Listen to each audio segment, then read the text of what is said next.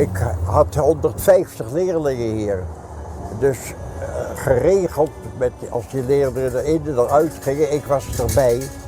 En ik moest ook zorgen dat er een beetje orde onder de leerlingen was. World War II was the darkest and the most tragic time for the whole Jewish community, and probably for the whole world. Forces from all sides were killing each other in the most inhumane ways.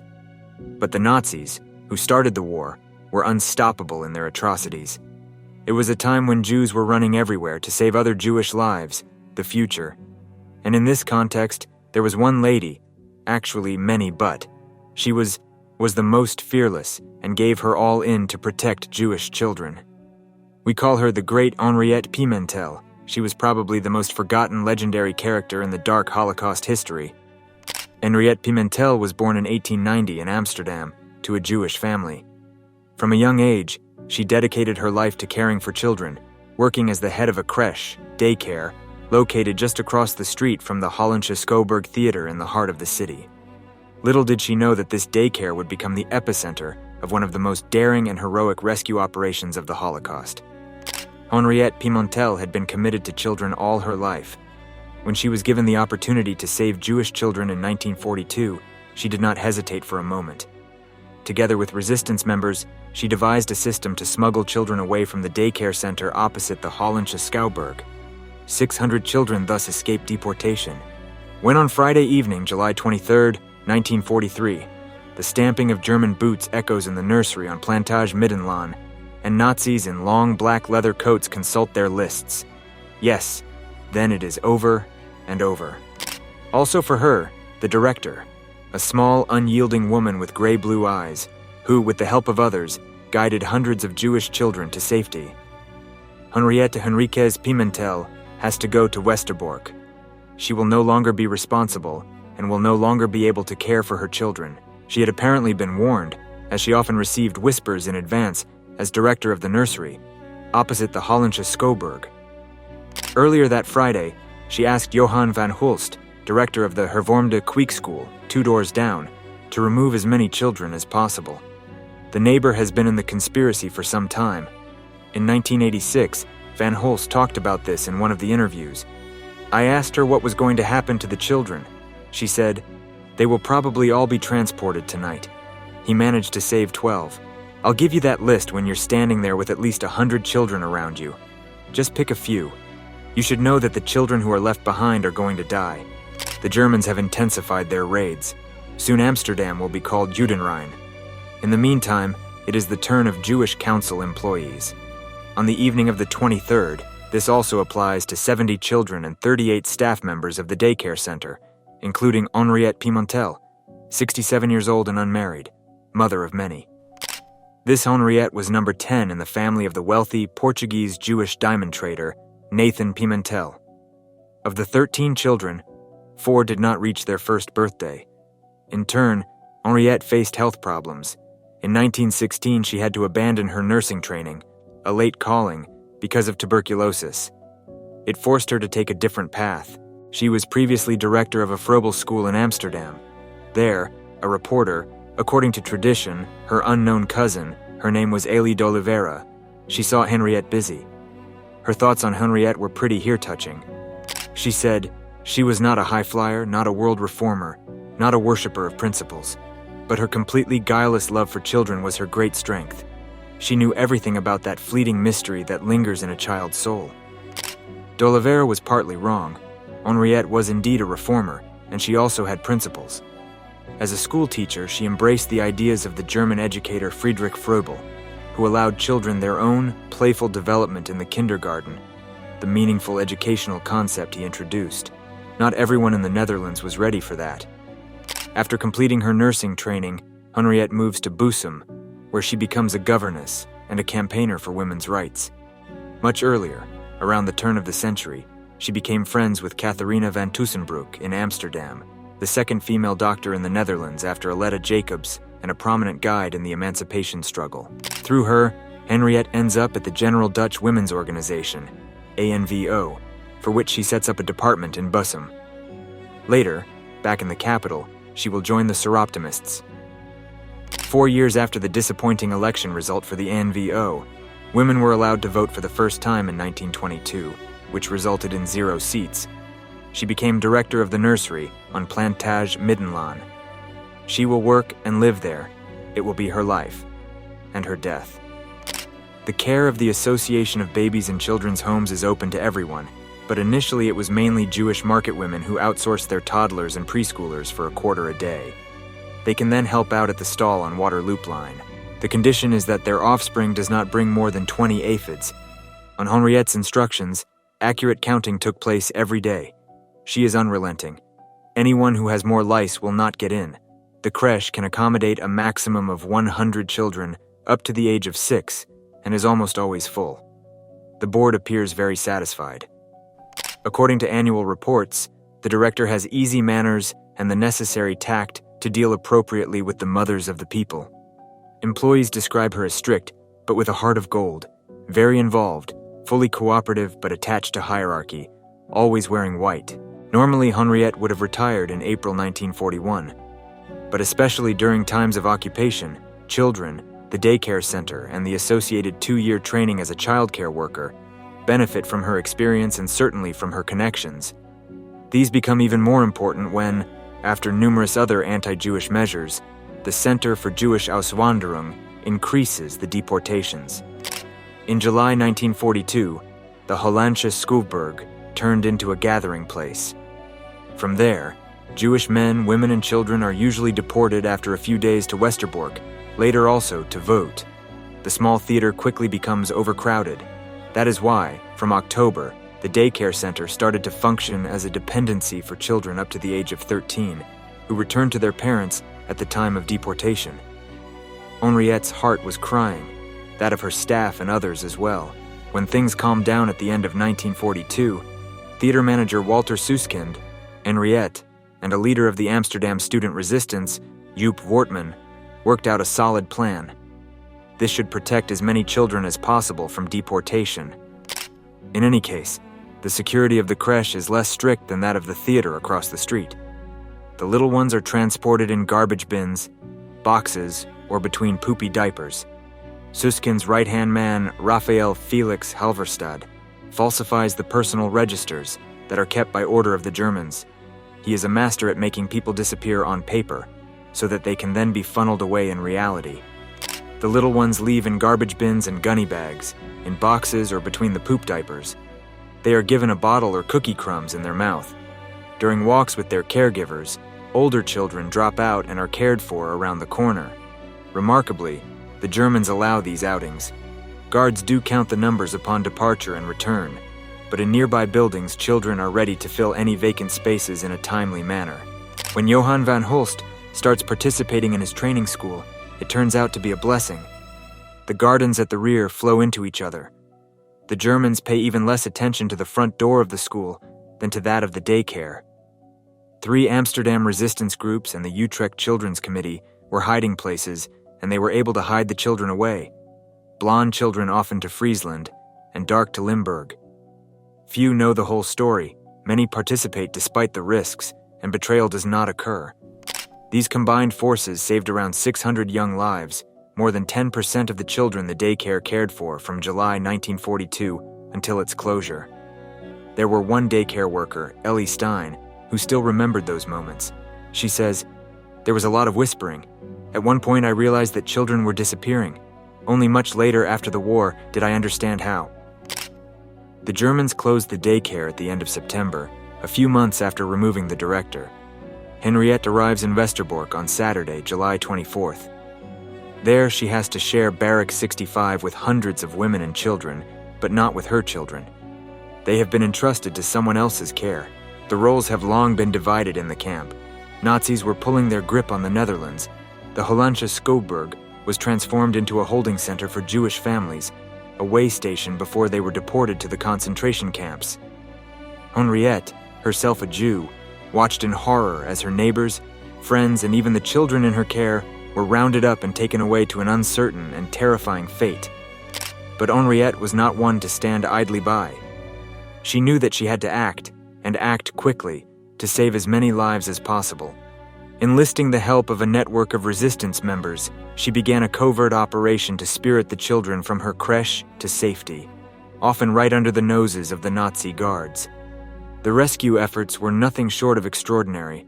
Henriette and her staff would hide the children in boxes, baskets, and any other concealment they could find, smuggling them out of the crèche and across the street to a nearby college run by Johan van Hulst. Van Hulst, a professor and member of the Dutch resistance, had also opened his doors to the children, providing a safe haven for them. The daring rescues were carried out with meticulous planning and lightning-fast reflexes. Henriette and her team would watch for the opportune moment when the Nazi guards were distracted or preoccupied, and then quickly whisk the children away to safety. It was a delicate dance, with the slightest misstep threatening to bring the entire operation crashing down. Despite the constant danger and the ever-present threat of discovery, Henriette and her team persisted, driven by an unwavering determination to save as many lives as possible. They worked tirelessly, day and night, to ensure that the children in their care were kept safe and hidden from the Nazis. The exact number of children Henriette and her network were able to rescue is difficult to pinpoint, but estimates range from 500 to 800, a staggering feat of bravery and compassion in the face of unimaginable evil.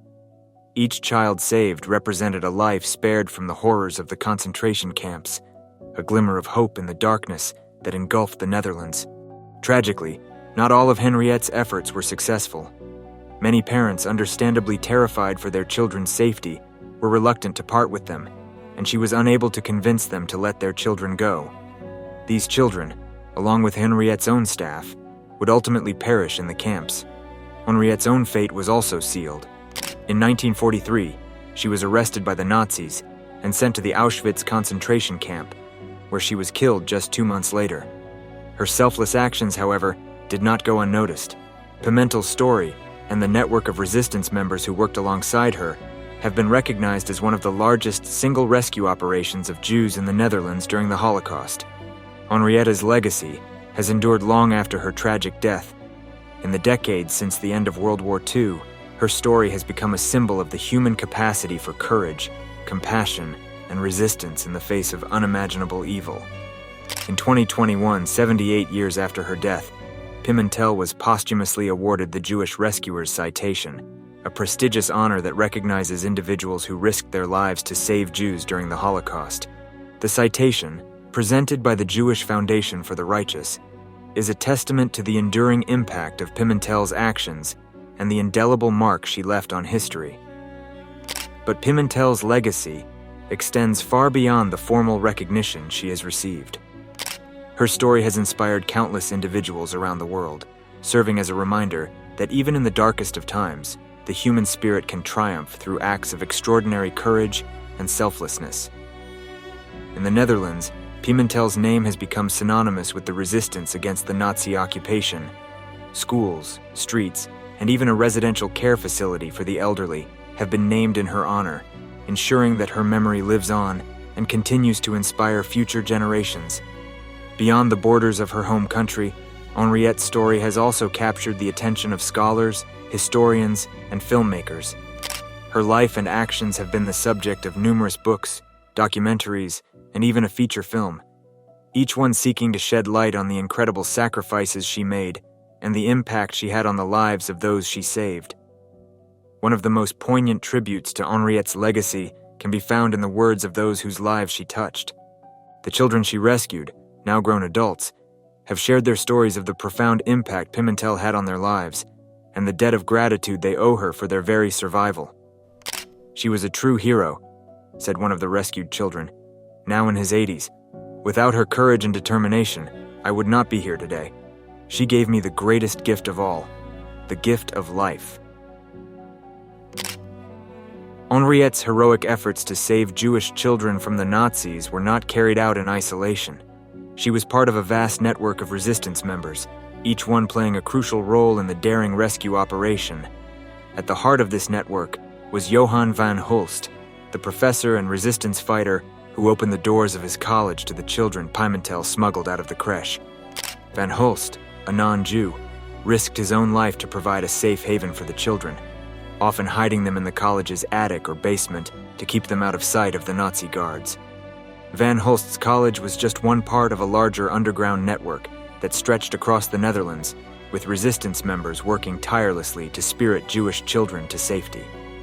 These individuals, many of them ordinary citizens, put their own lives on the line to protect the most vulnerable members of their community. One such individual was Henriëtte's own staff at the crèche. These brave women, many of them also Jewish, worked alongside their boss to conceal the children, often hiding them in boxes, baskets, and any other available hiding spots. They knew the risks they were taking, but their dedication to the cause never wavered. The network also extended beyond the immediate vicinity of the crèche and the college. The daycare continues to keep her busy in other ways. In letters to those left behind in Amsterdam, she sets out plans for a new post-war shelter. These are days of contemplation, weeks of reunions and farewells. She meets her family. Her younger brother Bram and his family are in the nearby barracks 69. On August 24th, she sees a packed train leaving for Auschwitz for the first time. The following week, her former right-hand woman Rebecca Boas is among the unlucky ones. And then, on Tuesday, September 14th, it is her turn. The 76th transport leaves Westerbork at 10:42 a.m.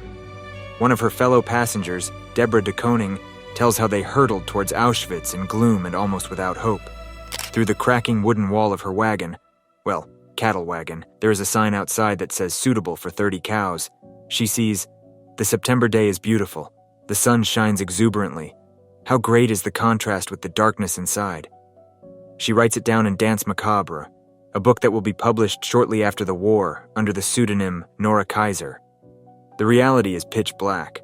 Only 73 of the 1,005 prisoners from the train will survive the war, including Deborah de Koning, not her husband. Neither does Henriette. After arriving at Auschwitz-Birkenau on September 16, 1943, she was immediately sent to the gas chamber. 6 months after the German capitulation, an advertisement appears in the newspaper in which Jean Berghorn requests information. She is a former deputy of Henriette. By order of the Germans, she had to leave the daycare center in 1942, just like other non-Jewish employees. The contact has always remained close, and her story ultimately ends in tragedy. In 1943, after years of defying the Nazis and saving countless lives, Pimentel was finally arrested and deported to the Auschwitz concentration camp. The circumstances surrounding Pimentel's arrest remain somewhat murky, but it is believed that she was betrayed by a collaborator or informant who had infiltrated the resistance network. The Nazis, who had been aware of the rescue operation for some time, had been biding their time, waiting for the opportune moment to strike. When Pimentel was taken into custody, the Nazis wasted no time in sending her to Auschwitz, the notorious death camp in occupied Poland. It was a fate that she had worked tirelessly to spare countless others from, and one that she now faced herself. Tragically, Henriette's time at Auschwitz was tragically short-lived. Just 2 months after her arrival, she was killed, her life snuffed out by the brutal machinery of the Nazi regime. The news of Henriette's arrest and deportation sent shockwaves through the resistance network and the Jewish community in the Netherlands. Her colleagues and allies were devastated, knowing that they had lost a true hero and a tireless advocate for the children they had worked so hard to protect. But even in the face of this devastating loss, the resistance continued its work, determined to honor Henriette's memory and carry on her legacy of courage and compassion.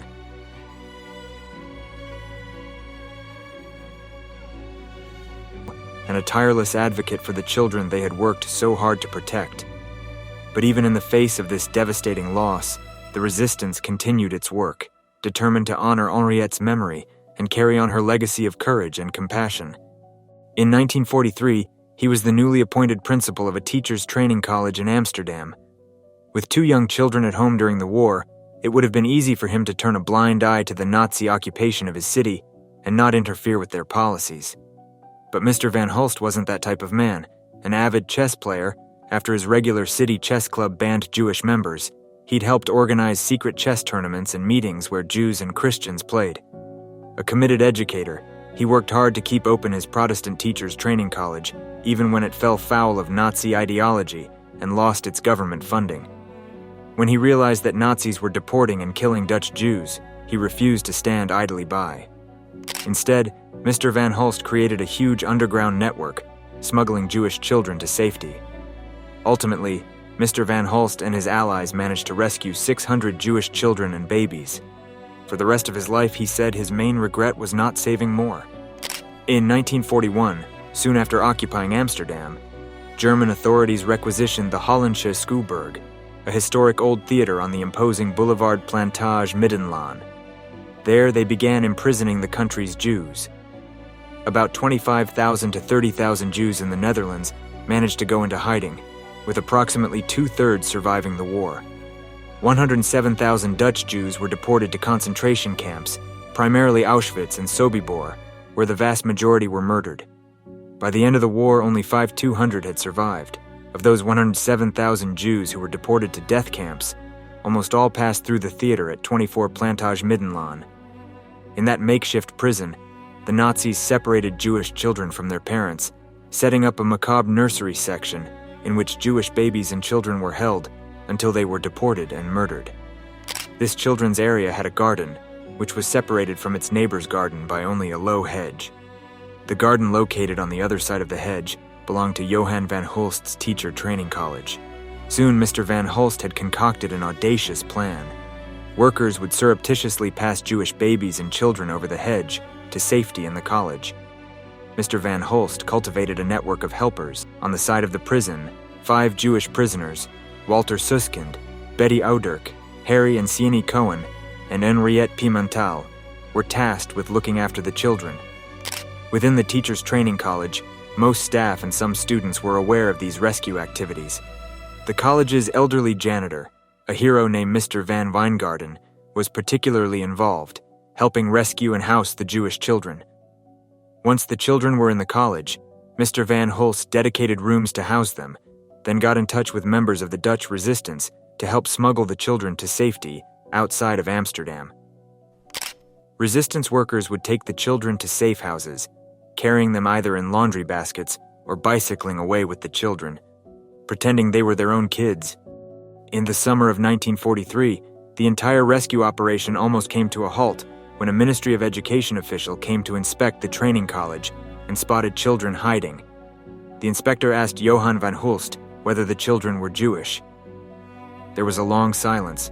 Finally, Mr. Van Hulst replied, "You don't really expect me to answer that, do you?"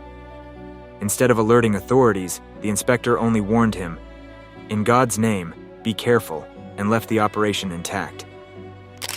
In late September 1943, word came that the children's wing at the prison was to be cleared out. All remaining babies and children would be deported. The Jewish prisoner in charge of these children, Viri Cohen, contacted Johan van Hulst to make one more plea. "I took 12 children with me. Later on, I asked myself, why not 13? There were scores of children imprisoned in the theater, all facing certain death. Mr. Van Hulst realized that if he took too many with him, he would arouse suspicion, and all the children would be doomed. Now try to imagine 80, 90, perhaps 70 or 100 children standing there, and you have to decide which children to take with you. That was the most difficult day of my life. You realize that you cannot possibly take all the children with you. You know for a fact that the children you leave behind are going to die. I took 12 with me. Later on, I asked myself, why not 13? And he was someone who also helped Henriette Pimentel in her mission, but unfortunately, she couldn't make it alive. And that brings us to another hero of that time that was working with her.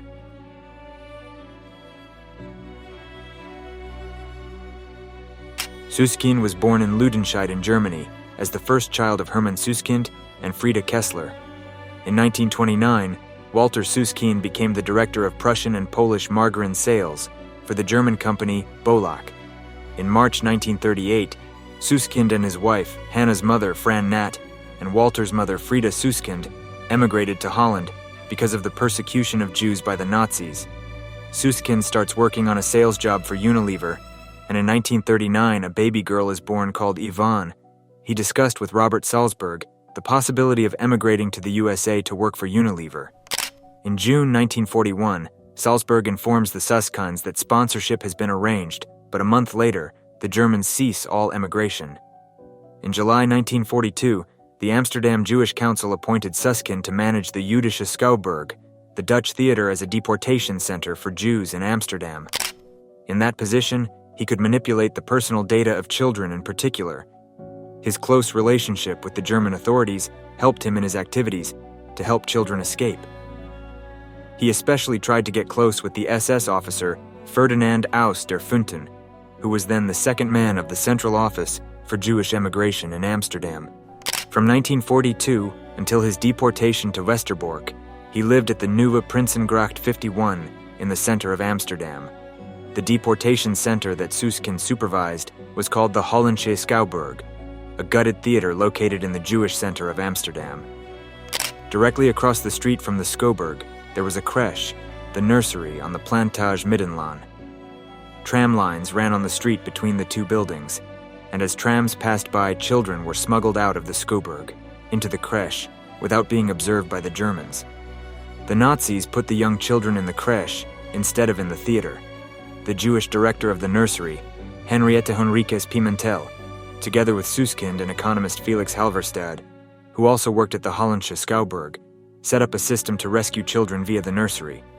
Children were secretly brought to the Hervormde Kweekschool, Reformed Teacher Training College, 2 houses from the theater. They got there through the garden. They received help from the head of the school, Johan van Hulst. From there, the children went into a backpack, shopping bag, or laundry basket to be transported to Limburg and Friesland by train and tram, often with help from the Utrecht's Kinderkomitee, Utrecht Children's Committee, of Piet Meerburg and the NV, a secret organization that managed to organize many addresses in Limburg. Susskind and Felix Halverstad ensured that these children were not registered and removed their names from the records of the theater. Thanks to this plan, about 600 children were saved. Over time, Susskind was perceived to be a Nazi collaborator, when quite the opposite was true. But the operation was never betrayed or discovered by the Nazis. Only a few people directly involved with the escapes ever knew the existence and the details of the dangerous rescue mission. In September 1943, Susskind was arrested and spent 3 nights in Scheveningen prison. He was released, but shortly after the whole family was arrested and sent to Westerbork transit camp. Susskind was released, but his wife and daughter were kept imprisoned at Westerbork, and despite several attempts to free them by the Dutch resistance, they all fail. On 2nd September 1944, Susskind learns his family are about to be deported to Theresienstadt. He joins them and is deported to Theresienstadt. Susskind had forged a letter from the Nazis describing how invaluable Susskind had been to the Nazis, and he tried to present this letter to the commandant of Theresienstadt, Karl Rahm. But a Jew intercepted him and pushed him into a cattle car bound for Auschwitz-Birkenau. His wife and daughter were gassed on arrival at Birkenau, but Susskind was selected to enter the camp. Susskind did not survive Auschwitz. There is some confusion as to how he met his death is. One version is that he died on the death march from the camp in January 1945. Another version is that he was killed by Dutch inmates of Auschwitz, who thought he was a collaborator. These 4 leaders partnered together to rescue 600 children from their vigilant occupiers, and the Nazis never found out what they were doing. Sadly, Henriette was killed at Auschwitz in 1943 after accompanying her staff and the remaining children in her care. Walter was exempted from deportation, but his wife and daughter were not. He chose to leave with them, and many think he was killed in 1945 by fellow inmates at Auschwitz who thought he was a traitor.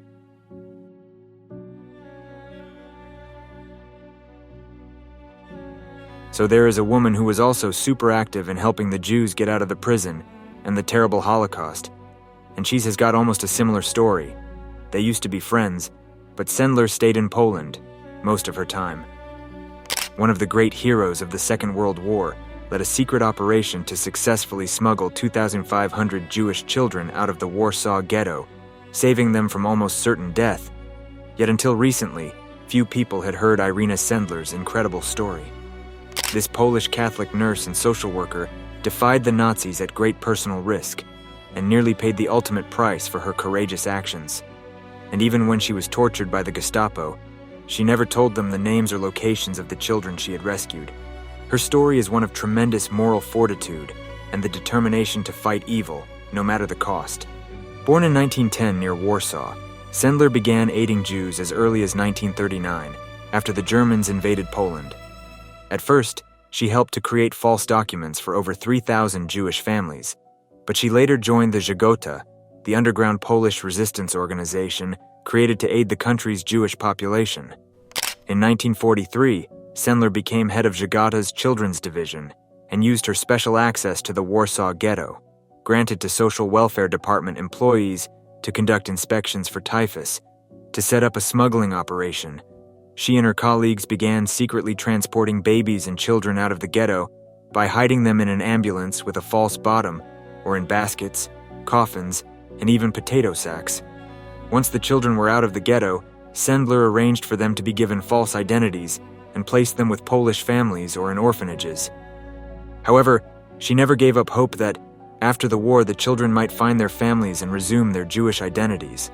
In hopes of that, Sendler kept meticulous lists of each child's real name. In the wrong hands, these documents would have been fatal to Sendler, the others in her network, and to the children they saved. To protect them, Sendler sealed the lists in jars and buried them. Only she knew where the information lay, waiting for the day that she could safely dig them up again. After rescuing over 2,500 children, Sendler was arrested by the Gestapo, tortured, and sentenced to death. Fortunately, Żegota was able to bribe the German guards as she was on her way to execution. Now it was Sendler's turn to be smuggled to safety. Sendler was forced to live in hiding for the remainder of the war, although she continued her work for Żegota under a false name. After the war was over, Sendler and her colleagues gathered the records with the details about all of the children that had been placed in hiding, but almost all of their parents had been killed in the Treblinka extermination camp, or were listed among the missing. That wraps up the video. Hope you enjoyed it, and if you did, make sure to give it a thumbs up. Subscribe to our channel and don't forget to press the bell icon to stay notified about our uploads. See you next time. Till then, peace out.